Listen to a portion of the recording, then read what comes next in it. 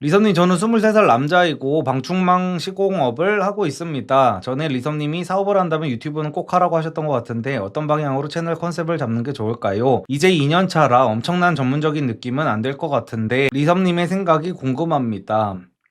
이거는 이제 두 가지 방향성이 있는데요. 첫 번째는 내가 그냥 정말로 그 인플루언서가 돼서 내가 파는 모든 상품을 다 사람들이 사게끔 만드는 방법이 하나가 있고요. 근데 이거는 되게 어려워요. 사실 저도 이런 느낌이기는 하죠. 저도 이런 느낌인데 제가 되게 어렵다고 하면 나는 했지만 너네는 못해. 약간 이런 느낌이 될 수 있어서 이제 말씀을 드리기가 살짝 힘든데 일단 그러니까 아이씨 내가 괜히 내가 이런 타입이라고 해가지고 내가 이제 말이 좀 막히는데, 그러니까 되게 내가 평소에 되게 어떤 남들보다 특출난 무언가가 있다. 저 같은 경우에는 이제 욕 먹는 거를 두려워하지 않고 막 이렇게 소신 있게 말하고 이제 막, 그러니까 일반적인 사람보다는 이제 말재간 같은 것들이 좋잖아요. 그래가지고 내가 이제 좀 내 직업과 관련되지 않은 걸로도 사람들을 모을 수 있는 어떤 능력 같은 게 있다. 저 같은 근데 이런 능력이 아니라 어떤 말을 재밌게 한다든지 아니면은 내가 뭐 잘생겼다든지 남들한테 보여줄 수 있는 무언가가 있는 사람들은 이제 인플루언서가 돼가지고 뭘 팔아도 이제 어떤 게 필요한 게 생겼을 때, 내가 방충망 공사가 필요할 때 그래도 이 사람한테 받고 싶다, 내가 구독하는 유튜버한테 받고 싶다 해가지고 내 물건을 파는 사람이 있고요. 제가 약간 그런 거잖아요. 저도 이제 제 구독자들한테 신뢰를 쌓은 다음에 어떤 구독자가 연애 상담 같은 거를 하다가 아니면 낯설 리뷰 같은 거를 하다가 저한테 호감이 생긴 거예요. 그래서 나 맨투맨 하나 필요해. 근데 리섭이가 맨투맨을 판대. 그러면은 어차피 내가 좋아하는 유튜버가 맨투맨 파는 거 한번 사볼까 해가지고 사게 되는, 그런 걸로 지금 제가 돈을 벌어먹고 사는 사람이잖아요. 그래서 이런 경우가 있고, 연애 강의 같은 것도 마찬가지죠. 제 영상을 재밌게 보다가 어떤 남성분이 좋아하는 여자가 생겼는데 어떻게 꼬셔야 될지도 모르겠고 친구들한테 물어봐도 그냥 뭐 잘해주기만 하래, 뭐 어떻게 될지 모르겠어. 그러면은 리섭이가 평소에 말도 잘하고 그러니까 이왕 뭔가를 볼 거라면은 리섭 강의를 한번 봐야겠다고 결제하고 막 이렇게 되는 시스템이잖아요. 그래서 본인도 그런 식으로 갈 건지, 아니면은 내가 그 정도까지는 아닌 것 같다 하면은 아예 그냥 그 마이크로 인플루언서라고 하죠. 그냥 아예 구독자 10,000명 이하로 해가지고 정말 방충망이 필요한 사람들만 보게끔 하는 그 영상이나 쇼츠, 릴스 같은 거를 만들어가지고 영업을 하는 방법이 있거든요. 그런 거는 사실 팔로워가 많이 필요도 없어요. 어그로를 끌 때 방충망 이렇게 하면 됩니다. 방충망 이렇게 하면은 무슨 환경 호르몬 나와서 암 걸립니다. 막 이런 거 있잖아. 인스타그램에서 어그로 끌릴 만한 이제 소재 같은 걸로 이제 제목 달아가지고 릴스 같은 걸 오지게 올리는 거예요. 그래서 이제 약간 정보성을 가장한 내 사업체 홍보를 이제 그런 식으로 해야 되는 거죠. 그러면은 이제 매출이 폭발합니다. 보통 그런 게 아니라 내가 실제로 내 사비를 써가지고 SNS에다가 이제 광고하려고 그러면 돈이 어마어마하게 많이 들거든요. 근데 이제 그런 식으로 정보성을 가장해가지고 방충망 이렇게 달면은 6개월도 못 가서 다 뚫리고 모기 들어오고 난리 납니다. 님 인생 망해요. 약간 이런 식으로. 제가 대충 말하는 거예요. 그래가지고 이런 식으로 어그로를 끌어가지고 영업을 하게 되면은 마케팅 비용도 하나도 안 들게 되고 전국에 있는 모든 사람들이 내 잠재 고객이 되는 거기 때문에 그런 식으로 운영을 하는 방법이 있죠. 리선님, 저는 28살 남자인데 왜인지는 모르겠는데 40대 여자를 한번 만나보고 싶어요. 방법이 있을까요? 헬스 트레이너 한번 해보시는 게 아니, 일단 20대 남자가 40대 여자를 만나고 싶어도 만날 그 장소가 없잖아요. 아니다. 헬스 트레이너가 아니라 등산 모임을 가보세요. 등산 모임 가면 거의 28살에 그냥 평타만 치는 남자여도 거의 차은우 놀이 가능하겠는데? 거기 가면은? 약간 주택가 술집 알바하면 매니저가 보통 40대 가까이 됩니다. 근데 그런 데에서는 선택지가 그 매니저 한 명밖에 없잖아요. 그리고 한 명의 선택지를 위해서 알바하면서 시간을 버리는 것보다는 선택지가 최대한 많은 데로 가는 게 좋죠. 그러면은 이제 등산 모임이 안녕하세요, 리섭님. 리섭님은 과거에 패션 MD로 일했다고 하셨는데 MD를 직업으로 하는 사람들은 어떤 역량을 갖추면 좋은가요? MD를 직업으로 하는 사람들이 갖추면 좋은 역량은요, 사람들이 막 착각을 하는 게 있어요. 뭐 옷을 잘 입어야 되고 뭐 트렌드에 민감해야 되고 몸매 관리를 잘해야 되고 막 스타일리시해야 되고 막 이런 착각을 하는 분들이 있는데, 진짜 잘 나가는 MD들은 그렇지 않아요. 진짜 잘 나가는 MD들은 어떤 옷이 잘 팔리는지를 아는 사람들입니다. 그러니까 내가 좋아하는 것과 잘 팔리는 것은 많이 다르거든요. 제가 지금 우리 쇼핑몰을 지금 하고 있잖아요. 그래서 지금 브랜딩 과정을 거치고 있어가지고 요즘에 이제 신상이 안 나온 지가 꽤 됐는데, 제가 일하면서 이제 가장 힘든 게 그거예요. 제가 이제 브랜드를 만드는 거는 잘 팔리는 옷을 만들어야 될 거 아니에요. 근데 보통 이렇게 브랜드에서 일하고 싶은 사람, 우리 쇼핑몰에서 일하고 싶은 사람을 이렇게 뽑잖아요. 그러면은 되게 패셔너블한 옷을 팔고 싶어 해요. 자기네들부터가 일단 옷을 거의 막 GD처럼 입고 다니고 막 이러거든요. 바지통 같은 것도 막 무슨 진짜 펄럭펄럭거리는 뭐 와이드핏에다가 요즘에 벌룬핏 막 이런 거 있잖아요. 이런 것들을 입고 일단 면접에 오는 순간 저는 그때부터 불안해지기 시작해요. 왜냐면 이 사람들은 우리 사이트에서 그런 걸 팔고 싶어 하는 거야. 얘네의 생각은 뭐냐면은 리섭 사이트 보니까 야 저렇게 이거 베이직한 걸로도 후기가 막 500개씩 달리네? 맨날 품절이 되네? 그러면은 저 사이트에서 내가 지금 입고 있는 이 개 이쁜 옷을 팔면은 진짜 후기가 막 2000개씩 달리겠다라는 착각을 하는 거예요. 근데 대중이 좋아하는 옷과 그런 정말 극소수의 패션 좋아하는 사람들이 좋아하는 옷은 아예 다르거든요? 이게 돈을 벌려면은 일반적인 평범한 사람들을 기준으로 이제 타겟을 해가지고 내가 무언가를 기획하고 상품을 셀렉하고 디자인을 해야 되고 그런데 옷을 너무 좋아하고 이런 사람들은요 본인들이 그런 옷을 안 입거든요. 예를 들어 이런 옷도 안 입는 사람들이 되게 많아요. 이게 저희 진짜 잘 팔리는 맨투맨인데 이거 좀 밋밋해서 안 입어. 밋밋해서 안 입고 자기네들이 입는 옷은 무슨 패턴 들어가 있는 거, 무슨 디테일 들어가 있는 거, 무슨 옆트임 있는 거 막 이런 거 좋아한단 말이에요. 그래서 그런 사람들은 오히려 그 MD로서의 역량을 펼치기가 힘듭니다. 그래서 옛날부터 지금까지 안 깨지는 불변의 법칙이 있어요. 외국에서 패션 전공한 사람들 아니면은 패션 디자이너 출신들 이런 사람들이 쇼핑몰 하면 싹 다 망합니다. 대중의 눈을 몰라요. 근데 그 사람들은 또 자기 기준에서 안 이쁜 옷을 파는 게 자존심이 용납을 못 하는 거예요. 그러니까 장사와 예술 사이에서 고민하다가 예술을 선택해가지고 이제 망하는 길을 택하거든요. 그런 사람들은 오히려 전공자들은. 그래가지고 그 패션 MD로서의 역량에서 가장 중요한 건요 예쁜 옷과 잘 팔리는 옷을 구분할 수 있는 눈을 갖추는 겁니다. 그래서 저는 예쁨과 잘 팔리는 옷에 약간 한 중간 정도의 포지셔닝 된 옷을 최대한 만들어가지고 그렇다고 제가 안 예쁜 옷을 판다는 게 아니에요. 그게 아니라 이 패션 전공자들 기준에서 예쁜 거는 일반 기준에서 너무 과하다는 거예요. 우리가 그 GD가 입고 다니는 옷 같은 거 보면은 일반적인 사람은 저게 이쁜 거야? 하는데 이제 감히 GD 느낌을 깔 수가 없으니까 저게 예쁜 건가 보다고 그냥 가만히 있잖아요. 약간 그런 느낌인 거지. 모든 어깨가 비슷하네요. 예, 맞아요. 제가 아는 그 연세대에서 강연하는 패션 교수님이 있었는데요. 지금도 연세대에서 하시는지는 모르겠는데 그 교수님도 무슨 LG 패션 그 고문 같은 걸로 있다가 그 패션 쪽에서 되게 유명하신 분이에요. 그분이 이제 신입 디자이너들이 오면은 겪는 고민 같은 거에 대해서 이제 얘기해 준 적이 있는데 걔네들은 이제 자기네들도 예술을 하려고 그 LG 패션 같은 데 이제 입사를 한 거잖아요. 얘네들도 스펙이 어마어마할 거 아니에요. 무슨 뭐 패션 디자인 전공하고 뭐 유학도 갔다 오고 뭐도 하고 해가지고 내가 드디어 야 디자이너 됐다 해가지고 진짜 대기업에 취직을 했어. 그래가지고 나도 이제 큰 꿈을 펼칠 수 있겠구나 해가지고 들어갔는데 존나 이상한 골프복 같은 거 만들면서 아재 골프복 같은 거 만들면서 이게 왜 많이 팔리는지도 모르겠는데 그냥 위에서 시키는 대로만 해야 돼.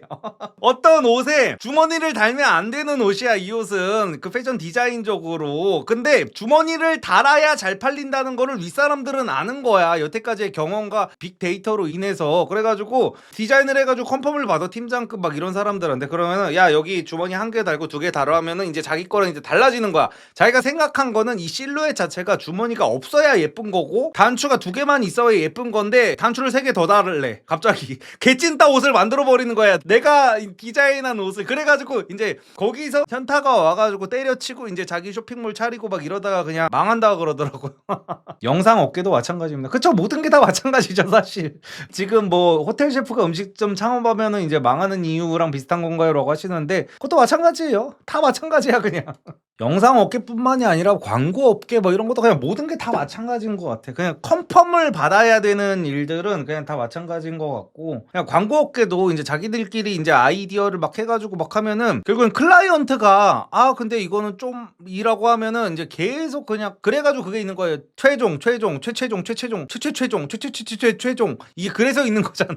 그러다가 결국에는 맨 처음 걸로 해주세요라고 해가지고 이제 돌아버리는 거잖아.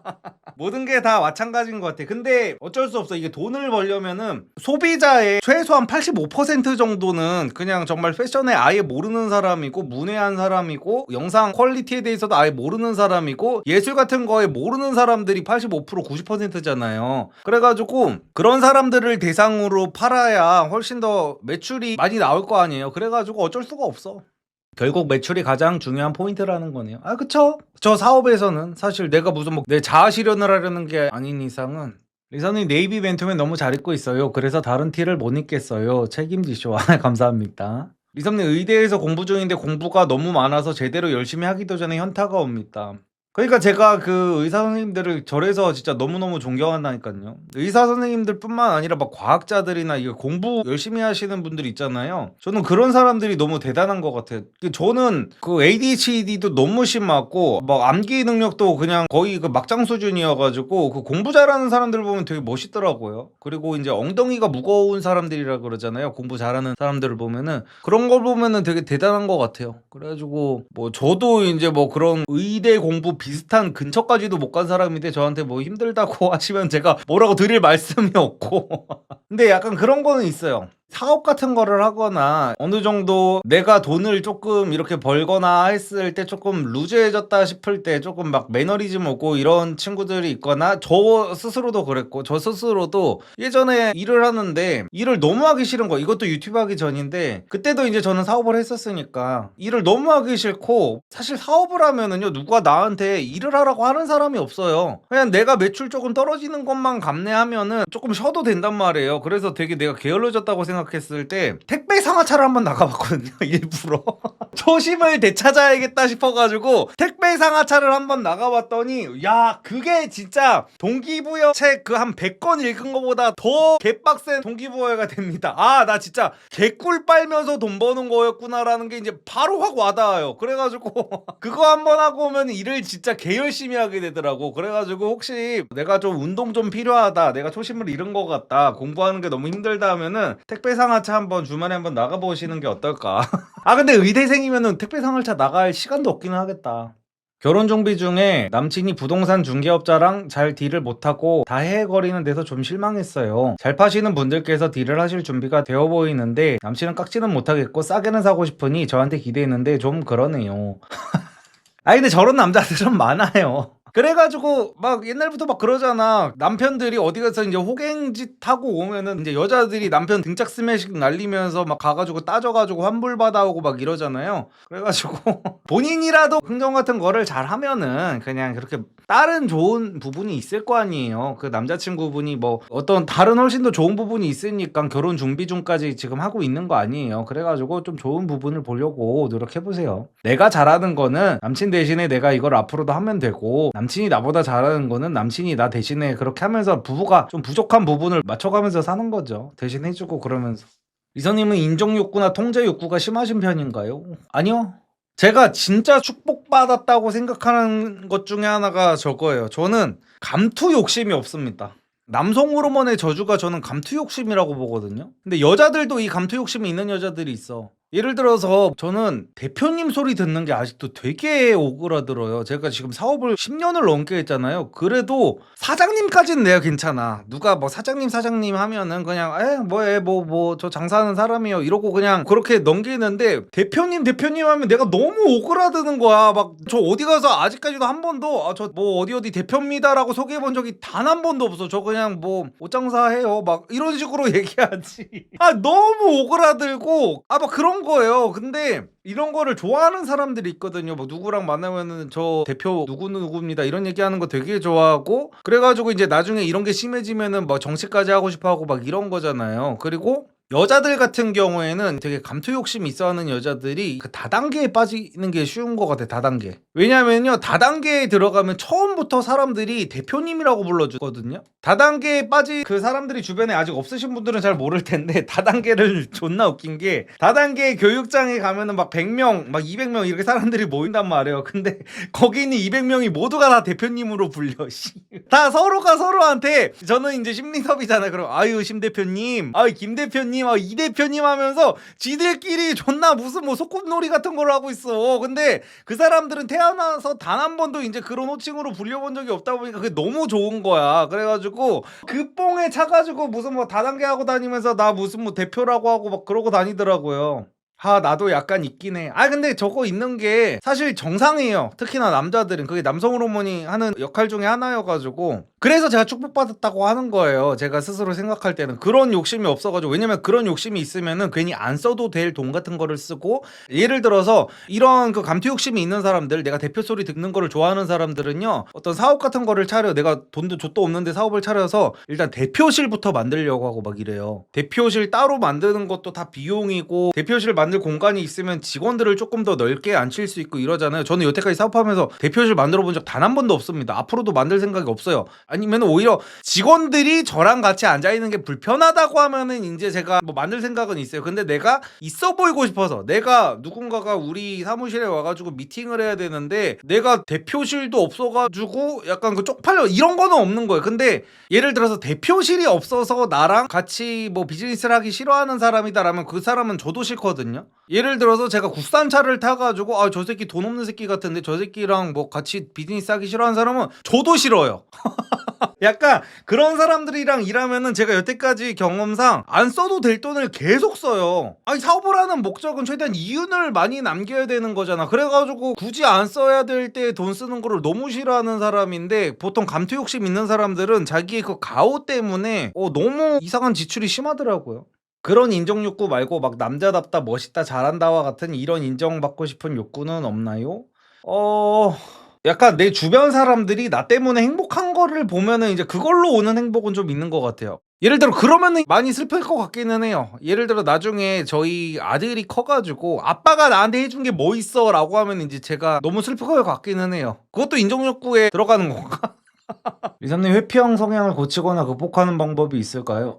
저도 회피형 고치는 게 너무 심해가지고 저도 평생의 숙제거든요. 저도 회피형이 진짜 너무너무너무너무 심해가지고, 그 회피형이신 분들은 이거 공감할 텐데, 저는 예를 들어서 누구한테 뭐 통보 같은 거를 해야 될 때가 있잖아요. 연인 사이에서는 뭐 이별 통보, 아니면은 뭐 일하는 사이에서는 그 사람이 듣기 싫어하는 말, 이런 거를 반드시 해야 될 때가 있잖아. 그러면 뭐 카톡이나 메신저를 보내놓고 제가 그 답장 온 거를 확인을 못해요. 그거 확인하는 게 사실 아무것도 아닌데, 나 진짜 이거 너무 막 못 볼 것 같은 거야. 그래가지고 이게 진짜 고쳐지기가 힘든 것 같아. 카톡 답변도 밀린 답변이 거의 재작년이라면서. 예, 맞아요. 특히나 이제 돈 빌려달라 막 이런 연락이 오는 거 있잖아. 이제는 감이 그냥 바로 오거든요. 그냥 무슨 연락 뭐 한 2, 3년 정도 안 했던 애들이, 아니면은 정말 진짜 오래 연락 안 했던 사람들이 연락이 오면은 얘는 그냥 돈 빌리려고 하는 거구나라는 느낌이 빡 와요. 그러면 그런 거를 그냥 아예 읽어버리지를 않거든요. 그래가지고 지금 카톡 일이 안 없어진 게, 마지막으로 카톡 일이 2024년 4월 19일에 온 거를 지금 아직도 확인. 그냥 이런 거는 그냥 100%야 100%. 그냥 감이 와. 그냥 왜 이러는지가 감이 와버려가지고 그냥 이런 거 그냥 확인 안 한 게 지금 안 읽음이 지금 200개가 넘어요. 그래가지고 저도 그냥 미친 회피형이라서 저한테 회피형 관련 질문은 그냥 안 하시는 게 좋습니다.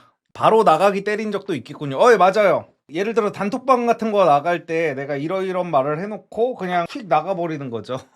리선님, 다름이 아니고 연프 보시는 것 같아서 요즘 몽글 상담소랑 미국 프로 러브 온 더 스펙트럼 보는데 너무너무 재밌고 마음이 순수해지는 느낌이라 추천드려요. 벌써 보셨는지 모르겠어요. 저는 한국 연프는 안 보는데 유일하게 몽글 상담소 보고 눈물 흘렸어요. 다들 너무 순수해서. 몽글 상담소가 뭐죠? 발달 장애인 청년들 데리고 그 연애하는 프로그램이요.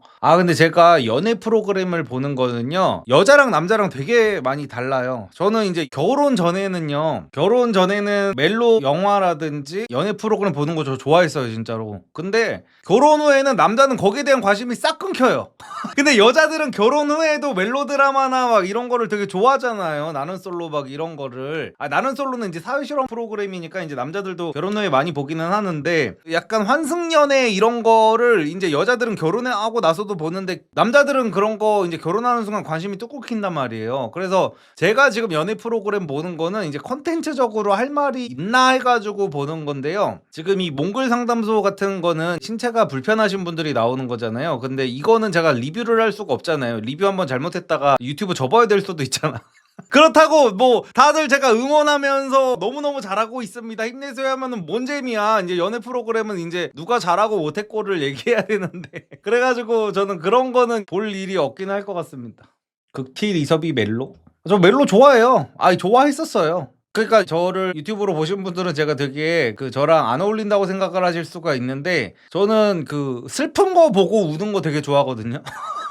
그러니까 제가 눈물을 흘리면은 약간 스트레스가 풀리는 것 같아. 평소에는 이제 예를 들어서 사람과의 관계에서나 사업을 하다가 이제 너무 일이 안 풀리고 빡치면은 울고 싶을 때 있잖아요. 근데 그때 남자들은 대부분 눈물을 참잖아요. 눈물을 참고, 나는 이제 징징대는 사람이 아니라 문제를 해결하는 사람이잖아요. 그래서 어떻게든 꾹 참고 그 화를 참고 이성을 가지고 어떻게든 해결을 하려고 하잖아. 그러다 보니까 오히려 그런 데에서 조금 풀려고 하는 것 같아. 근데 요즘에는 그런 것도 근데 안 본 지도 오래됐어요. 그러니까 멜로도 제가 좋아하는 거는 이제 딱 봐도 슬픈 멜로 있잖아요. 야, 너 이거 보고 울어라고 보여지는 그런 것들 있잖아요. 그런 것들을 보는 거를 좋아했었는데, 결혼하고 나니까 이제 멜로 보고 뭐 딱히 뭐 그런 생각도 안 들더라고.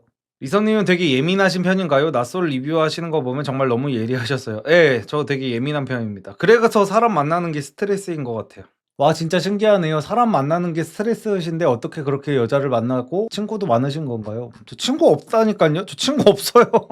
리서님이 친구가 없으시다니요? 사람 많이 만나시잖아요. 예를 들면 조티브님과 썰 풀어주셨던 재벌님들도 있고요.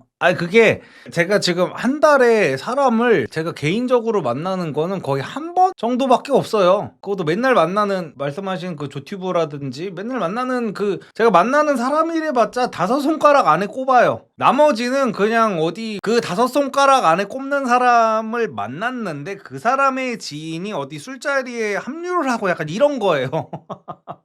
리섭님, 요번 강북 모텔 살인사건 범인 김소영 사진 보니까 인스타랑 실물이랑 상당히 차이 나던데, 보통 소개팅 어플이나 인스타에서 존예거나 하면 보정일 확률이 상당히 높나요? 이거 제가 매번 말씀드리잖아요. 소개팅 어플이나 뭐 인스타 뭐 이런 걸로 여자 좀 만나보신 사람들은 사실 놀라지도 않았을 거예요, 그거 보고. 제가 그래가지고 소개팅 어플하는 남성분들한테 매번 말씀드리잖아요. 소개팅 어플 여자한테는 시간을 들이는 게 아니라고. 이게 막 소개팅 어플을 하면은 예쁜 여자들이 많잖아요, 사진이. 그러면은 이제 처음 하는 남자들은 거기에 만나기도 전부터 공을 엄청 들여요. 그래서 제가 이거 연애 강의에서도 똑같이 말합니다. 소개팅 어플은 뭐 시도를 해보는 것 자체는 나쁘지가 않은데, 그냥 연결이 되는 순간 어차피 여기에 있는 이 여자의 사진은 AI로 만든 그 사진이라는 그 인식을 가진 상태에서 안 만나도 그만이라는 마인드로 그냥 연결되면 뭐 이번 주 토요일에 봐요 하고, 안 되면 그냥 마는 거야, 그냥.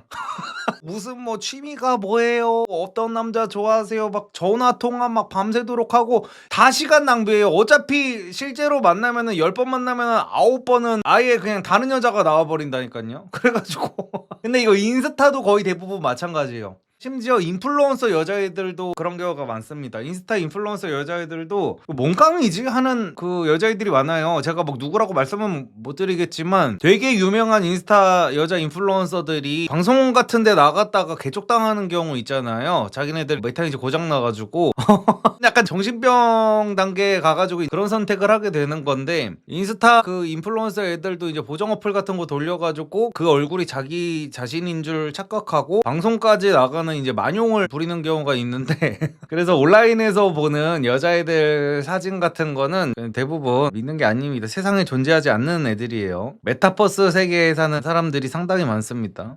6개월 사귄 남자친구가 과거에 불법일했던 걸로 구속됐는데 기다리면 바보일까요? 친구들은 그냥 좀 잊으라고 합니다. 저한테는 너무 잘해주고 그랬어서 아직 잘 모르겠어요. 어떤 불법일을 했나요? 불법일했던 남자친구가 사기 관련 일을 하던 사람 같다고요? 그럼 거짓말도 상당히 잘하겠네요. 사기를 치던 사람이면은 안 만나시는 게 맞습니다, 이런 거는. 형님, 30대 초반 남자가 마음에 드는 여성 번호 따는 거 어떻게 생각하시나요? 주변에서 나이 먹고 그러는 거 아니라네요. 이 질문은 진짜 거의 한 매주 나오는 것 같아. 그러니까 번호를 딸 때 남자의 나이는 중요한 게 아니라니까요. 내가 번호를 물어보는 상대의 나이가 중요한 거예요. 그러니까 30대 초반 남자가 뭐 여대 앞에서 누가 봐도 여대생, 누가 봐도 엊그저께 수능 친 애야, 아직 얼굴에 솜털도 안 빠졌어, 이런 여자애한테 번호를 물어보면 그거는 걔 민폐 새끼겠죠. 근데 당연히 봐도 여자가 한 20대 후반 같아. 내가 정말 동안이면 20대 중반까지. 그러면은 뭐 나이 차이가 나봤자 막 대여섯 살이란 말이야. 있다. 그 정도면은 번호 물어봐도 되죠. 근데 이제 나이가 31살인데 누가 봐도 얘는 20살이다. 이런 애한테 번호를 물어보면 누가 봐도 뭐 교복 입고 있는 애한테 번호 따고 이거는 이제 말이 안 된다는 거죠. 그래가지고 내가 어떤 나이대의 여성을 만나고 싶느냐에 따라 가지고 30대 초반 남자가 번호를 물어보는 거 안 물어보는 거 이게 민폐가 될 수도 있고 아닐 수도 있는 겁니다. 강의 초기에 수강한 20대 후반 강의 수강자입니다. 건강한 남성성을 위해 몇 년간 노력해왔고 앞으로도 정진 계획입니다. 최근 알게 된 20대 극초반 여자애가 있는데 저에게 호감을 갖고 연락하는 것 같습니다. 나이차 때문에 호감을 섣불리 표현하는 게 고민됩니다. 아니 여자애가 먼저 호감을 갖고 연락을 하면은 그거 갖다가 호감 표현하는 거는 뭐 전혀 문제가 아니에요. 나이 많이 차이 나는 남자가 확연하게 어린 여자한테 그 일방적으로 들이대는 게 문제인 거지, 여자가 먼저 접근을 하는 거에 있어서 그 남자가 거기에 응하는 거는 아무런 문제가 되지 않습니다. 리선님, 갤럭시 워치 사려는데 갤럭시라는 이미지 자체가 너무 아재스러운가요? 좀 그런 느낌이 있죠. 뭐 갤럭시 폰까지는 그냥 뭐 그렇다 치는데 갤럭시 워치를 차면은 이제 예를 들어서 내가 뭐 20대 여자애를 만날 생각이다 하면 20대 여자애들 기준에서는 좀 그럴 수가 있습니다. 예를 들어서 제가 그런 적이 있었다니까요. 제가 몇 살인지 정확하게 기억이 안 나는데 너무 오래전이라 유튜브 하기 전이었어요. 그때가 이제 제가 한 29, 30 이랬었던 것 같아. 그리고 그때 당시에 만났던 여자애가 21살인가 22살? 막 이랬었는데 저는 그때는 이제 막 날씬하고 옷 같은 것도 막 되게 꾸며입고 이러다 보니까 여자애가 저를 만나면서 제가 그 나이대로 보인다는 생각을 아예 안 했었대요. 아, 내가 그때 30대였구나. 그래가지고 얘가 그때 이제 제가 30대 같다는 느낌을 한 번도 받아본 적이 없는데 제 폰을 봤을 때 아, 이 오빠가 30대가 맞긴 맞구나라고 생각이 들었다는 거야. 그 얘기를 저한테 그 당시에는 안 하고 굉장히 나중에 했었는데 제가 갤럭시를 쓰거든요. 그래가지고 평소에 이제 처음 이제 만나가지고 이제 얘기도 하고 썸도 타고 막 이럴 때까지는 이제 30대라고 했는데 그 나이도 어려 보이고 얘기하는 것도 그렇고 꼰대 같지도 않고 그렇다라는 생각을 얘가 갖고 있다가 어쩌다가 이제 제 폰을 이제 봤을 거 아니에요? 폰을 봤는데 삼성 이거 보는 순간 아, 나이가 있긴 있구나라는 생각을 했다는 거야. 근데 그게 무려 제가 지금 39이니까 한 9년 전 막 이럴 거란 말이야. 한 8, 9년 전 막 이럴 거란 말이에요. 그때도 그 20대 여자애가 그런 생각을 할 정도였으면은 요즘은 더 심하겠죠? 37살 여자인데 자수성가로 순자산 20억 정도예요. 남자들한테 숨겨야 할까요? 아니요, 굳이 숨길 필요 있나요, 그거를? 왜냐면은 이제 남자들이 여자를 만날 때 나이 먹은 여자들은 이제 경계하는 이유가 첫 번째는 이제 이거는 매번 말하는 거니까 그냥 말씀드릴게요. 이제 노산 때문에 이제 불안한 거잖아요. 당연히 요즘에는 남자들도 이제 딩크족을 원하는 남자들도 있지만 아직까지는 그래도 대부분은 이제 아이를 낳기를 원하잖아요. 그래서 결혼을 하는 남자들이 많잖아요. 이제 두 번째, 이것도 정말 큰데 이 여자가 대체 왜 결혼을 못했을까가 진짜 크거든요. 이 여자가 개념이 없어서 결혼을 못했든지 놀다가 결혼을 못했든지 막 이런저런 생각 같은 것들이 굉장히 많이 드는데 그거를 이제 증명해 줄 수 있는 거죠. 저 정도로 돈을 모았으면 아, 이 여자는 정말 인생을 열심히 사느라 헛짓거리 하느라 이제 결혼을 못하고 그런 게 아니라 호송세월 보내고 그런 게 아니라 막 유럽 여행 다니고 명품 사고 막 이러느라 결혼을 못한 게 아니라 저렇게 열심히 살아가지고 돈을 모으느라 결혼을 못했구나라는 생각이 들면은 남자들 입장에서 가장 불안한 두 가지 중에 하나가 해소가 되는 거라 굳이 숨길 필요는 없는 것 같습니다. 근데 안 숨겼는데 이제 돈 빌려달라고 하는 남자는 이제 걸러야 되는 거고. 리성님, 번따 할 때 짧은 치마 입은 여자들 번따 하는 건 좀 더 어렵나요? 아니, 그런 게 어딨어요. 리성님, 이유는 모르겠고 5일 넘게 여친이 연락 두절인데 다시 연락 오더라도 이런 사람과는 끝내는 게 맞을까요? 예전에도 그랬는데 저에 대한 서운함 때문이었는데 또 이런 식이라 지치네요. 아, 헤어져야죠. 그러니까 예를 들어 싸워가지고 여자애가 이제 삐져가지고 연락이 두절된 거면 그래도 이제 정상 참작의 여지가 있는데 이유도 모르게 연락 두절은 이거는 선을 심하게 넘은 거죠. 스피치 학원에서 화술은 안 날려줍니다. 근데 이제 말할 때 잘못된 습관 같은 것들을 이제 고쳐주는 거예요. 스피치 학원은 발성이랑 예를 들어서 내가 말할 때 이렇게 몸을 이렇게 흔들면서 말하는 사람들도 의외로 굉장히 많아요. 그리고 다리 덜덜덜덜 뜬다든지 자꾸만 이렇게 얼굴을 자기도 모르게 만진다든지 이런 찐따 같은 것들을 굉장히 많이 고쳐줘요, 스피치 학원이.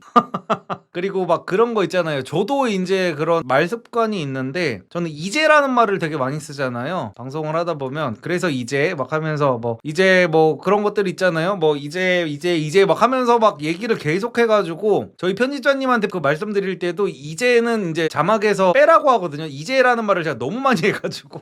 그래서 그런 것들도 이제 찝어줘요. 9개월 만난 8살 연상 남자친구가 결혼에 대한 확신이 없다고 헤어지자고 합니다. 저에 대한 마음은 처음과 같아서 더 만나고 싶은데 마음이 더 커질 자신은 없대요. 한번 붙잡았더니 좀 더 생각해보자길래 3주 기다렸는데 연락이 없어서 제가 먼저 연락해서 정리하자고 했어요. 혹시나 해서 헤어지고 싶은 마음 변함 없는 거냐 했더니 응 한 글자 왔네요. 아직 서로 차단은 안 한 상태인데 재회 어렵겠죠? 남자친구가 좋은 분 같은데 그냥 저렇게까지 말했으면 저는 헤어지는 게 맞는 것 같습니다. 왜냐면은 진짜 사이코패스 같은 새끼들은 그런 말 하지도 않아요. 결혼에 대한 확신 없는데도 여자들 그 시간 버리는 거 내 시간 아닌데 뭐 하면서 차일피일 미루고 그러거든요. 근데 여자친구 생각해가지고 헤어지자고 하는 것 자체가 너무 고마운 일이에요, 사실은. 그래서 그냥 저는 헤어지는 게 맞는 것 같습니다. 안녕하세요, 리썸님 유튜브 구독자입니다. 고민이 있어서 챗 보내요. 결정사는 여자인데 현타가 엄청 옵니다. 어떻게 해야 될까요? 미차감으로 어젠 커뮤나 만나고 힘들었습니다. 근데 결정사 가면 확실히 현타 많이 온다고 하긴 하더라고요. 제 주변에도 아는 형님들이나 여동생들이 결정사 가고 하는데 그러니까 보통 주변에 이제 사람이 너무 없고 이제 소개를 해줄 사람도 없고 막 그러다 보니까 이제 결정사 가는 경우가 많은 거는 이해는 하는데 그래서 진짜 애매하기는 한 것 같아요. 약간 그 결정사에 가 계신 분한테 이런 말씀 드리는 게 이게 조금 애매하기는 한데 본인하고 이제 매칭이 되는 남자들도 사실 오죽하면은 결정사까지 갔을까 약간 이런 생각이 조금은 이제 있기는 있잖아요. 그래서 이게 그래서 조금 애매한 것 같아. 그러니까 여자들의 마음을 약간 정말 흔들 정도로 매력적이고 막 인싸에다가 막 이런 남자들은요 사실상 결정사 안 가도 여자를 잘 만나거든요, 사실 수월하게. 그래가지고 저게 좀 딜레마인 것 같아요. 나이트에서 만나서 잘 된 형님들도 보면 케바케임. 그쵸. 그러니까 다들 이제 모든 것들은 예외 확률이 있어요, 당연히. 모든 것들이 다 예외 확률이 있고 제가 맨날 말씀드리잖아요. 저 같은 경우에는 저를 제가 스스로 소개하지 않은 상태에서 제 스펙만 보면은 어떤 여자가 사실 저를 좋아하겠어요. 저는 고졸 라부랭이에다가 부모님 이혼하셨죠. 무슨 뭐 집에 돈이 많은 것도 아니고 거기다가 유튜브를 하면서 막 어그로 끌고 먹고 사는 사람이잖아. 그래서 예를 들어서 누가 여러분들이 이제 저라는 거를 모르는 상태에서 어떤 여자가 제 스펙만 나열을 하면서 나 이런 남자 지금 만나고 있어 라고 이제 하고 있는 거야. 그러면은 허락해줄 사람이 아무도 없어요. 솔직히 자기 친구가 나이 39 먹은 남자가 뭐 아직까지도 유튜브에서 슈퍼챗 구걸하면서 그렇게 살고 있대. 고졸이래. 그리고 이걸 누가 허락해주냐고. 근데 이제 뭐든지 그 예외 케이스가 있지만 확률적으로 내가 어떤 사람을 만나거나 무언가를 할 때 확률을 높이려면은 그래도 검증된 어떤 무언가가 좀 있어야 된다는 거죠. 지금 제가 조건이 평범? 나쁘지 않아서 결정사 미팅이 매주 3-4개인데 너무 지칩니다. 어떻게 조정해야 될까요? 뭔가 느낌이 오는 남자가 없었습니다. 2개월 동안 20명은 만난 것 같아요. 너무 우울하고 지치고 힘들어요. 상향혼을 바라는 것도 아니고 평범하고 비슷한 남자를 원하는데 그러니까 여성분들이 평범하고 비슷한 남자를 원한다는 게 약간 냉정하게 말씀드리면 결정사에서 그런 걸 만나는 게 사실 힘들기는 힘들 거예요. 차라리 그러니까 이제 여자들이 자꾸만 저렇게 무슨 조건을 따지고 뭐를 하고 막 이러는 거는요. 그 결국에는 제가 이거 몇 번이나 이게 연애 상담 때 말씀드리는 거지만 남자한테서 이제 남성성이 안 느껴져서 그런 거거든요. 그러니까 여자를 설레게 할 수 있는 능력이 없는 남자들만 계속 소개팅 자리에 나와서 그런 거예요. 예를 들어 저 결정사에 나오는 남자들이 미팅을 계속 하고 있는데 20명도 넘게 만났는데 그 중에 이 결정사 가신 이 질문자분이 생각했을 때 스펙이 확연하게 떨어지고 무슨 학벌도 안 되고 이런 남자인데 남성성이 확 느껴지는 정말 매력이 느껴지는 사람들이 있단 말이에요. 그런 남자가 나왔다면은 분명히 마음에 들어 했을 거야. 근데 대부분 이제 결정사에 이제 자기 이력서 넣고 이성을 만나려고 하는 그런 남자들 같은 경우에는 여자한테 남성적인 매력을 줄 수 있는 남자가 저는 거의 솔직하게 말씀드리면 거의 전무할 거라고 보거든요. 그래서 정말 제 생각에는 여성분들이 차라리 그럴 거면은 어떤 뭐 로테이션 소개팅을 가보든지 아니면은 뭐 난 진짜로 차라리 소개팅 어플이 더 나을 것 같아. 내 가슴을 설레게 하는 남자를 만나려고 한다면은 결정사의 알파남들은 거의 없지 않나? 맞아요.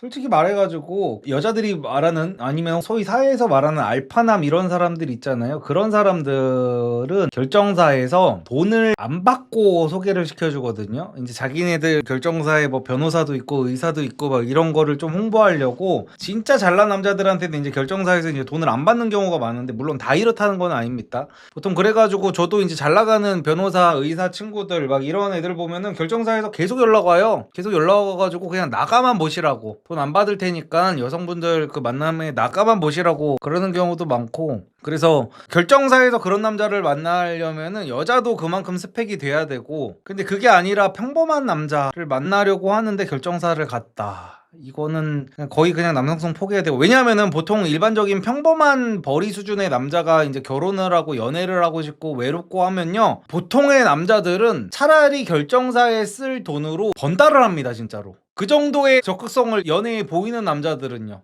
근데 그런 용기도 안 되고 막 그래가지고 결정사에 수백만 원까지 쓸 정도의 남자가 정말 매력적인 남자가 있을까? 나는 그런 의구심이 좀 있기는 있어요.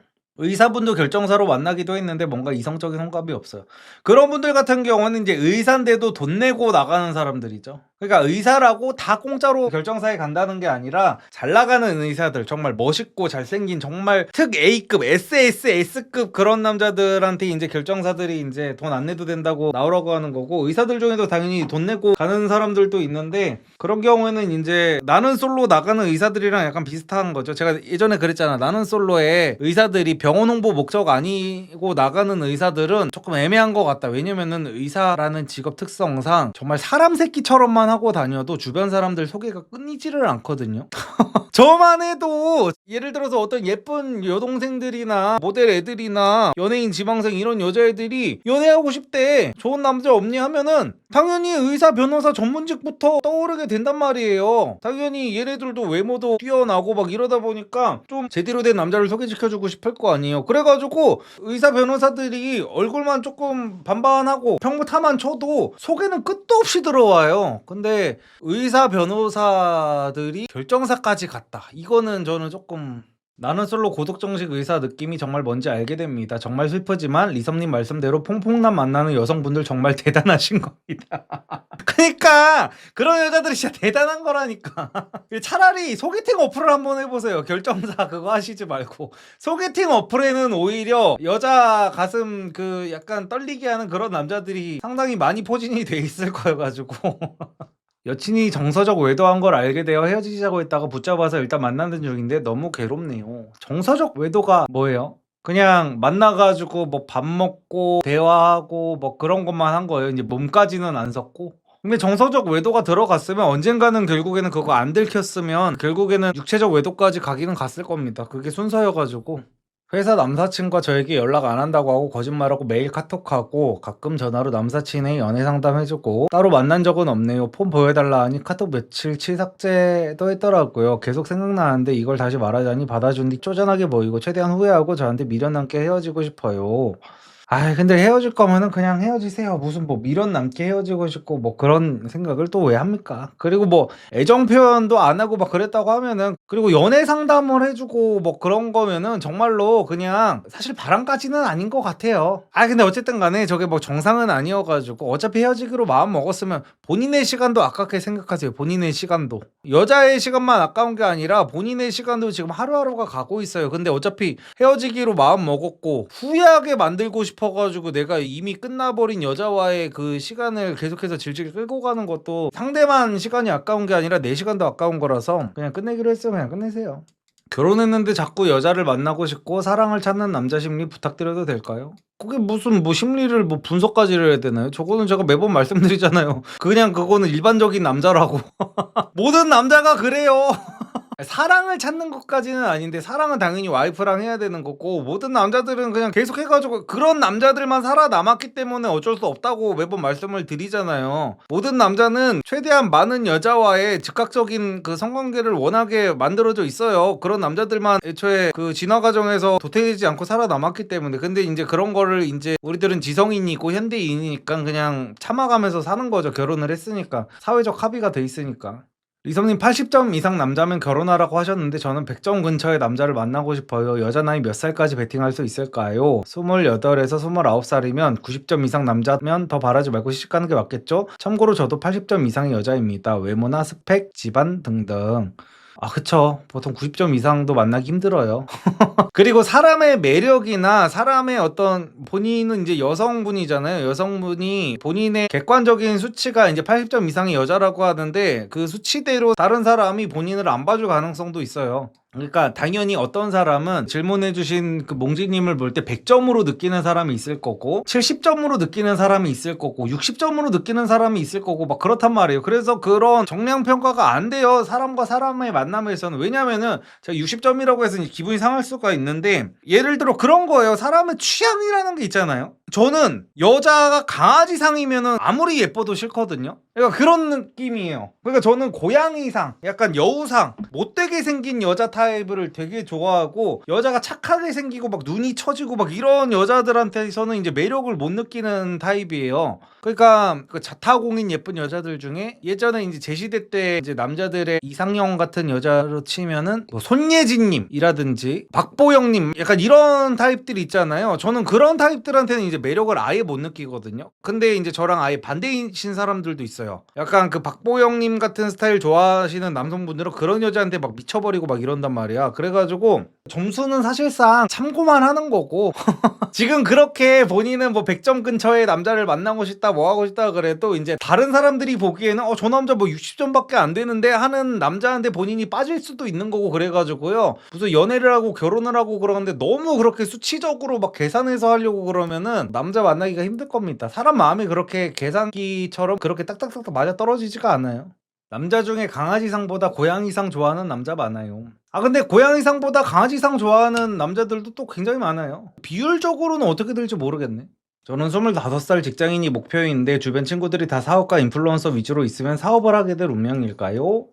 본인의 학벌에 따라 다르죠. 본인의 학벌이 정말 뭐 대기업도 갈 수 있는 그 정도의 학벌을 갖고 있다면은 이제 친구들이 아무리 다 사업가고 해도 본인 성향 자체가 이제 직장인이면 이제 안 긁힐 수 있거든요. 왜냐하면 사업하는 애들이 망하는 경우가 되게 많아요. 그러니까 제가 이거 몇 번이나 말씀드린 건데 제가 20대 때 다녔던 굉장히 컸던 막 연매출 수백억씩 나는 그 쇼핑몰들 있잖아요. 지금 다 망했어요. 그 당시에 남자 의류 쇼핑몰 탑 10에 있었던 쇼핑몰이든지 아니면은 여자 의류 쇼핑몰도 마찬가지로 탑 10에 있던 쇼핑몰들 중에 살아남은 게 제가 알기로는 없거든요. 있어봐야 뭐 난닝구 정도? 뭐 그 정도지 싹 다 망했어요 진짜로. 쇼핑몰뿐만이 아니라 뭐 쇼핑몰은 붐이라고 그런다고 쳐도 다른 회사도 마찬가지예요. 어떤 거든지 이제 신규 사업을 시작하면은 1년 안에 이제 절반 이상이 망하고 또 3년 안에 거기서 또 절반 이상이 망하고 그런 식으로 쭉쭉쭉 망하다 보면 10년 후에는 1%도 안 남았다고 하는 통계가 있거든요. 그래가지고 본인이 예를 들어 이제 학벌이 좋고 뭔가 스펙이 돼가지고 어떤 대기업에 다니는데 이제 친구들이 이제 막 그 인생 굴곡 그래프를 막 보게 될 거예요. 그 친구들이 지금은 뭐 잘 나가 보이고 막 그러겠지만 예를 들어 뭐 인플루언서나 막 유튜버 같은 친구들이 있어도 걔네들도 말 한 번 잘못했다가 나락가고 막 이런 거 볼 거란 말이에요. 정말 안정적이지 않은 삶의 극치를 나는 안정적인 대기업에 다니면서 보게 되면은 나는 나 나름대로 좋고 쟤네는 친구들대로 좋구나 라는 생각이 이제 들게 될 수가 있는데 이게 본인이 학벌이 안 좋고 스펙이 안 좋아 흔히 말하는 뭐 조소기업 다니는 사람이야. 조소라고 하는데 긁히는 분들이 계시더라고요. 저도 조소기업을 운영하는 사람입니다. 저는 조소라고도 사실은 볼 수도 없어요. 그냥 저는 자영업자지 거의. 그래서 이런 거 갖다 긁히지 마세요. 그냥 하는 말이에요. 뭐 틀딱 뭐 이런 것처럼 틀딱이랑 뭐 부먹충 찍먹충처럼 요즘에 하도 막 이렇게 얘기를 하니까 얘기를 하는 거니까 뭐 제가 뭐 이걸 그런 사람들을 막 무시해가지고 그런 것도 아니고 저도 20대 내내 조소만 다녔는데 어쨌든 간에 그런 데를 다니다 보면은 현타가 많이 올 수가 있죠. 왜냐면 조소 기업을 다니면 제가 말씀드렸듯이 내가 다니고 있는 회사가 5년 후 10년 후에 어떻게 돼 있을지를 모르는 거야. 그래도 회사에서 월급은 따박따박 나오지만 이게 안정적이지가 않아. 언제 이 회사가 망할지도 모르고 언제 내 월급이 얼마나 오르게 될지도 몰라. 그런데 가면은 지금 요즘에 물가가 엄청나게 오르고 있는데 막 매년 오르는 월급이 막 10만 원 막 이렇단 말이에요. 그러면은 결국엔 그렇게 10만 원 10만 원 10만 원 10만 원 1년에 10만 원씩 막 오르고 이러면은 올라가는 물가를 내 월급이 못 따라가는 경우가 생기게 될 수 있단 말이에요. 막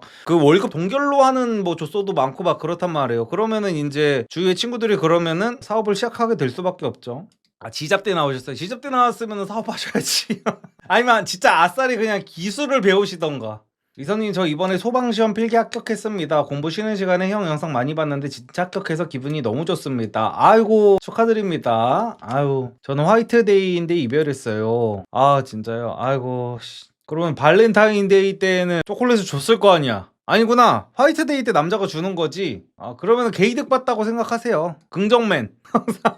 내가 초콜릿을 받고 나는 사탕을 안 줘도 됨. 개이득. 이렇게. 아, 저 여자예요. 발렌타인데 두쫑코 만들어줬어요. 아, 아니 나는 닉네임이 핵주먹이시길래 당연히 남잔 줄 알았네. 핵주먹으로 남친 때린 거 아니에요? 그래도 헤어진 거 아니야? 어떻게 여자 아이디가 핵주먹이야? 아, 두쫑코 만들어주시고 아, 헤어졌다고 받을 걸 못 받고 아, 진짜 남자 쓰레기네. 아주 완전 한남 새끼였네. 다음 제품은 어떤 게 예정되어 있나요? 일단 패턴 셔츠, 체크 셔츠랑 스트라이프 셔츠랑, 그리고 저희 후드 집업이 인기가 되게 많잖아요. 그래서 후드 집업이 2A로 만들어 달라는 분들이 너무 많더라고요. 저는 근데 원웨이가 좋거든요. 그리고 저희 후드 집업이 지금 대부분 다 만족하면서 이제 입고 계신데, 제가 그 후드 집업 모자를 일부러 일반 후드 집업 모자보다 조금 더 작게 만들었어요. 이게 왜 그러냐면은 저는 솔직히 후드 집업을 쓰고 다녀본 적이 없거든요. 이게 얼큰이들의 특징이잖아요. 이게 후드 집업을 쓰면 안 어울려요. 이게 좀 얼굴도 작고 이런 사람들이 집업을 써야지 예쁘지. 그리고 이제 머리 만지고 막 했는데 이거 쓰는 게 말이 안 돼가지고 저는 그냥 후드 집업에 달린 후드는 그냥 패션용으로 만든 거다라고 생각을 해가지고 후드 모자를 조금 작게 만들어야 어깨가 더 상대적으로 넓어 보이잖아요, 시각적으로. 예를 들어서 요즘에 뭐 얼굴을 작아 보이게 한다고 왕후드를 이렇게 파는 사람들이 있어요, 후드 집업을 할 때. 근데 그러면 어깨가 이만큼 남잖아요. 근데 이거를 좀 작게 하면 이제 어깨가 이렇게 훨씬 더 넓어 보이는 거란 말이에요. 뒤에서 봐도 등발이 훨씬 더 이제 커 보이고. 그래서 일부러 그렇게 만들었는데 후드를 쓰고 다니는 사람도 꽤 많더라고요, 보니까. 일부러. 아, 그렇다고 못 쓸 정도는 아닙니다. 당연히 후드가 저희 모델 사진 보시면 알겠지만 다 쓰고 다닐 수 있어요. 근데 이제 다른 후드티나 후드 집업보다 이게 조금 더 작으니까 어색하다는 거예요. 그래가지고 이번에 새로 나오는 버전 2는 그냥 그런 사람들 니즈를 다 맞춰가지고 후드 사이즈 조금 더 키웠고, 근데 그렇다고 해가지고 제가 말씀드린 것처럼 막 왕후드로 막 해가지고 어깨 좁아 보이게까지 늘린 건 아니고, 그래도 적당히 조금 후드 사이즈 키우고 2웨이 지퍼로 만들었어요. 저는 이제 2웨이 지퍼는 별로 선호하지 않아가지고 이것도 제가 그냥 원웨이로 한 건데, 그 2웨이 요청하시는 분들이 워낙 많아가지고 보통 이거를 두 개를 같이 요청하시더라고요. 2웨이로 해주세요랑 후드 더 크게 해주세요를 동시에 원하시는 분들이 많아가지고 이번 후드 집업은 다른 거 다 똑같이 한 상태에서 지퍼만 2웨이로 하고 후드 조금 더 크게 해가지고 나옵니다. 그리고 이제 저희가 청바지 되게 많이 나와요. 팬츠류, 청바지랑 팬츠류가 되게 많이 나오고, 저희가 그 슬랙스가 제가 맨날 슬랙스를 입고 나오지를 못하다 보니까 저희 상의만 구매하시는 분들이 많은데 슬랙스가 진짜 재구매율이 개쩔거든요. 그래서 실제로 저희 모델분 성함이 익재잖아요. 유튜버 익재님이신데, 익재님이 저희 슬랙스를 입고 로테이션 소개팅 있잖아요, 거기를 나갔더니 슬랙스 똑같은 거를 입고 온 사람을 2명인가 3명인가를 봤대요. 그 정도로 남자들이 한번 입으면은 내가 좀 다리 좀 길어 보여야겠다 싶을 때 입는 게 그 슬랙스거든요. 저도 그렇고, 저도 좀 오늘 꾸며야 된다 싶을 때 항상 저희 슬랙스 입거든요. 그래가지고 바지가 그렇게 인기가 많아가지고 바지류도 조금 많이 나오고요. 그리고 어깨 깡패 가디건도 만들려고 하고 있고, 그리고 셔츠류도, 셔츠가 지금 저희 다 캐주얼 셔츠 위주로만 있잖아요. 그래서 지금 패턴 셔츠까지 나오고 나면 이제 그 다음에는 드레스 셔츠 나옵니다. 그 와이셔츠라고 하죠. 그래가지고 이제 정장 같은 데 입을 수 있는 드레스 셔츠까지도 만들고 있습니다. 무신사 입점 제한 오시면 승인하실 건가요? 무신사, 근데 무신사가 이제 상당히 애매한 게 뭐냐면요, 제가 무신사를 들어가잖아요. 지금 무신사 페이 같은 게 되게 편리하게 잘 돼 있기는 하잖아요. 저도 무신사 시스템 같은 게 어떤지를 알아가지고 이제 무신사에 들어왔으면 하시는 분들이 많은 건 아는데, 무신사에 들어가면요 현실적으로 가격을 올려야 돼요. 이거를 어쩔 수가 없어. 왜냐하면요, 무신사를 들어가면 매출의 30%가 수수료로 나가요. 나는 이 정도나 떼갈 줄은 몰랐어. 당연히 이제 여기서 이제 뭐 유명 브랜드 같은 경우에는 한 25%막 이렇게 줄여주기는 하겠지만, 이거 30% 수수료를 내려면은 지금 가격대로 판매를 할 수가 없어요. 그래서 무신사 나도 들어가면은 뭐 솔직히 좋을지 안 좋을지는 모르겠어요. 왜냐면 무신사 들어가서 이제 가격을 올리면 그만큼 내 소익이 딱히 막 늘어나고 막 이럴 것 같지가 않아가지고 플러스 마이너스 따져봤을 때. 그래가지고 무신사는 일부러 안 들어가는 사람들도 많아요. 무신사 들어간다고 해가지고 뭐 무조건 다 좋은 것도 아니고, 오히려 이제 철부지 처음 쇼핑몰 하시는 분들이 어떻게든 막 무신사 들어가고 싶어가지고 막 그러는 경우가 있는데, 막상 가가지고 이거 수수료 한번 내보면은 이거 감당 안 돼요. 차라리 쿠팡이 나으려나? 저는 은근 쿠팡에서 많이 사요. 환불도 공짜고. 그러니까 저 얘기를 하시면서 쿠팡이 나으려나? 라고 하니까 이제 판매자들이 이제 돌아버리는 거예요. 그러니까 이제 사업을 하는 사람들과 사는 사람들은 이제 아예 다른 세상에서 살고 있어요. 이게 뭐냐면은, 저 환불이 공짜인 것 때문에 이제 사업자들은 이제 쿠팡에 안 들어가려고 하는 거예요. 이게 모든 부담을 이제 쿠팡에서는 판매자들한테 다 씌우는 구조거든요. 이제 수수료는 수수료대로 떼가고, 어떤 뭐 VIP 회원인가 그런 사람들 같은 경우에는 쿠팡에서 뭐를 주문해가지고 입다가 반품을 해도 반품을 해줘야 돼요. 그래가지고 별의별 게 다 있어. 그래서 쿠팡 같은 경우에도 들어가는 게 상당히 부담스럽죠. 피부가 하얀데 초록색 셔츠 어울릴까요? 피부 하얘면 모든 색이 다 잘 어울리죠. 리섭님, 품절 제품 언제 들어오나요? 저 티셔츠는 지금 그 화이트 블랙은 입고가 됐고요. 나머지는 아직 확답을 드리기가 조금 힘드네요. 지금 열심히 만들어 보고는 있는데, 저 식욕이 미쳐서 비만까지 갔네요. 다이어트 보조 추천해 줄 수 있나요? 위고비 40자로 제외. 저도 모릅니다. 저 요즘에 살이 굉장히 많이 쪘거든요. 잘 되다가 제가 이제 스트레스를 받으면 이제 먹는 걸로 푸는 타입이다 보니까, 제가 제 아들을 키우면서도 어릴 때 반드시 건강한 취미생활 하나를 조금 만들어 주려고 하는 이유가, 스트레스를 푸는 건강한 방법을 제가 몰라요. 막 술을 마시든지 폭식을 하든지 막 이런 걸로만 제가 평생을 풀어봤어가지고, 어제도 너무 스트레스 받는 일이 있어가지고 자기 전에 라면 2개 때리고 잤거든요. 내가 차마 술은 또 마시기 싫어서, 술 마시면 또 나이가 있다 보니까 다음날까지 영향이 간단 말이에요. 또 다음날까지 계속 뭐 일정에 지장이 생기고 해가지고, 뭐 술까지는 됐고 그냥 먹고 싶은 라면이나 먹자 해가지고 그래가지고 저도 지금 관리가 안 되고 있는 입장이라 다이어트 질문은 제가 해드리기가 힘들죠.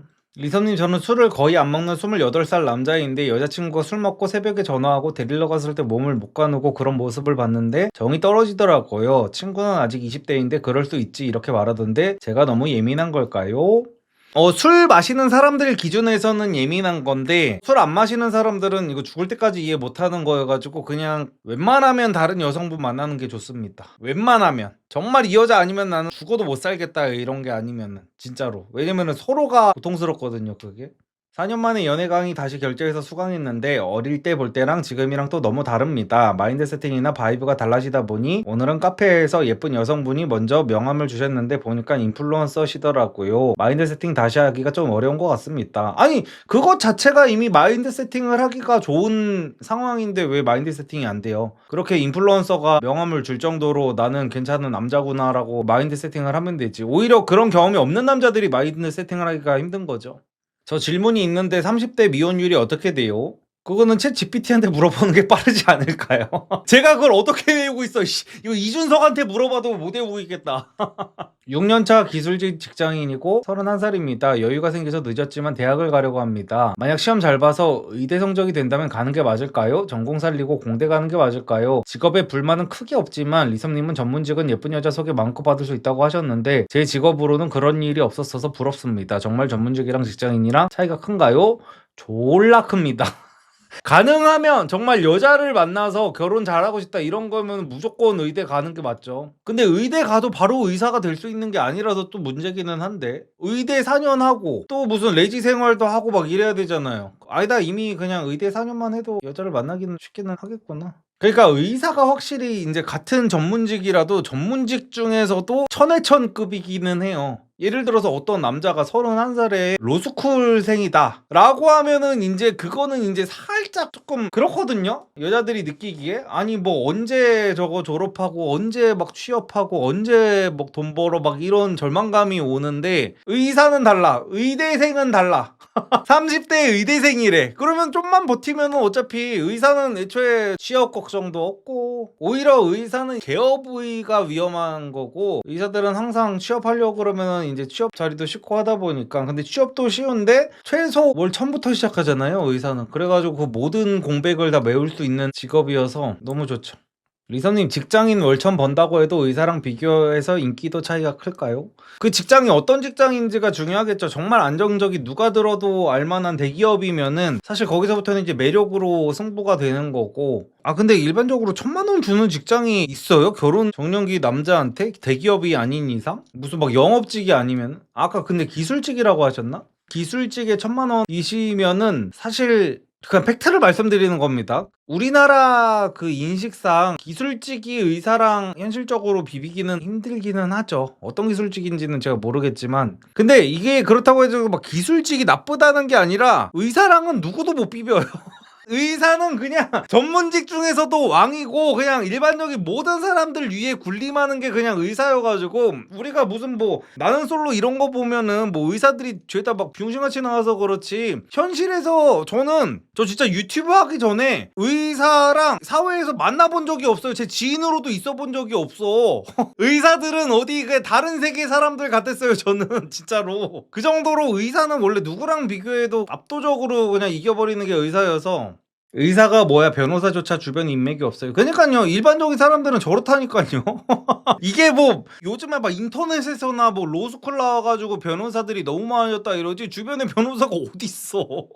아 기술직 현재 개발자세요? 아 아이 난 또 기술직이라고 해가지고 확실히 내 수준에서만 생각을 하잖아. 이게 보통은 이제 제 시대 틀딱 나이 때 그 기술이나 배워라 막 이러잖아. 공부 못하는 애한테 맨날 그러거든요. 야 너 공부 못하면 기술이나 배워 막 이러거든요. 그래가지고 나는 기술직이라고 해가지고 그 현장일 하시는 분인 줄 알았네. 월천 받는 개발자면은 충분히 경쟁력 있지.